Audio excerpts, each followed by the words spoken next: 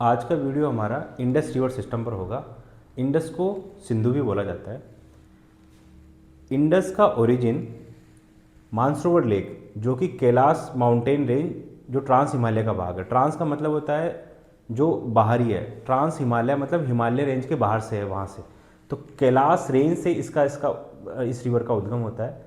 ये रिवर मानसरोवर झील के पास से निकल के इंडिया में दामचोक से एंटर करती है। इसकी दो सहायक नदियाँ, एक शोक और उसकी सहायक नदी नुब्रा, दूसरी जास्कर। जास्कर रेंज से निकलती है और शोक है वो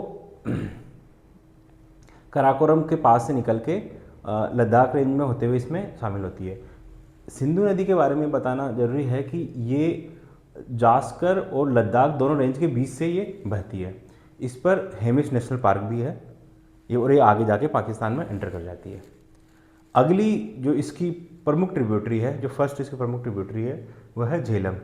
झेलम नदी पीर पंजाल माउंटेन के वेरीनाग से इसका उद्गम होता है। इस पर एक जल परियोजना है जिसका नाम है तुलबुल। तुलबुल के बेस में वुलर झील है जो भारत की सबसे बड़ी मीठे पानी की झील है। इसी वुलर झील के पास में किशनगंगा आकर इसमें मिलती है और किशनगंगा प्रोजेक्ट है। आगे लगभग 40 किलोमीटर के लगभग इस पर डल झील बनी हुई है जिस पर कश्मीर बना हुआ है।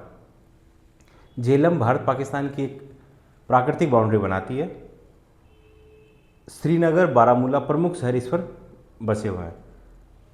इस रिवर पर अनंतनाग से लेकर बारामूला तक की परिवहन योग्य रिवर है। सेकंड जो हम चलते हैं वो है चेनाब रिवर। चेनाब रिवर जिसका उद्गम ग्रेट हिमालयस के बारालाचला पास से होता है। ये दो इसकी शाखाएं हैं, चंद्रा और भागा, और इनका मिलान होता है टंडी प्लेस पे इनका मिलान होता है। यहाँ से निकलकर ये river JNK Jammu and Kashmir में जाती है। जम्मू कश्मीर इस पर प्रमुख शहर जो बसे हुए हैं वो डोडा, किश्तवाड़ और जम्मू, ये इस पर प्रमुख शहर बसे हुए हैं। इसकी 4 जो प्रमुख परियोजनाएं हैं जो काफ़ी महत्वपूर्ण भी है वह बगलिहार, सलाल, दुलहस्ती और रातले। ये काफ़ी इंपॉर्टेंट परियोजना है, जल परियोजना है। यहाँ पर एक बात और बताने की है कि डब्लू का मतलब होता है वेस्ट साइड।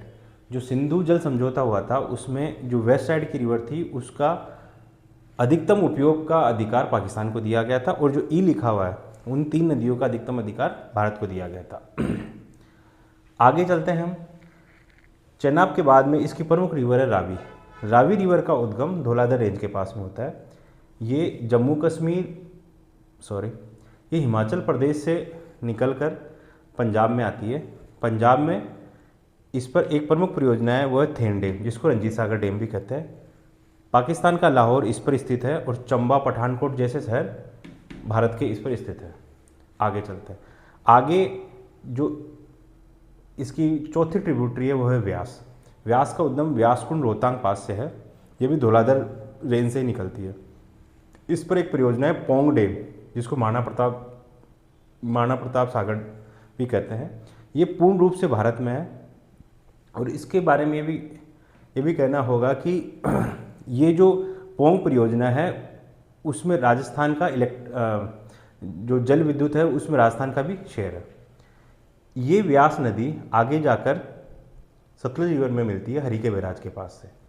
वहाँ से हम IGNP नहर निकलती है जो पश्चिमी राजस्थान की सबसे महत्वपूर्ण जल परियोजना है जिसने इस क्षेत्र को जीवंत किया है।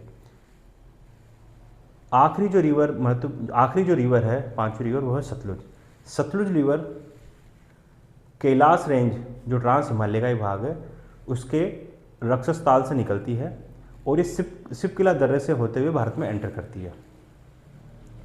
इस पर प्रमुख जल परियोजना है वह भाखड़ा और नांगल। भाखड़ा और नांगल का नाम दो गांवों से मिलके बना है और ये दोनों हिमाचल प्रदेश और पंजाब की सीमा पर है। आगे चलकर इस पर नाथपा और झांकरी जल परियोजना है। वो भी नाथपा और झांकरी 2 गांवों के नाम पर है।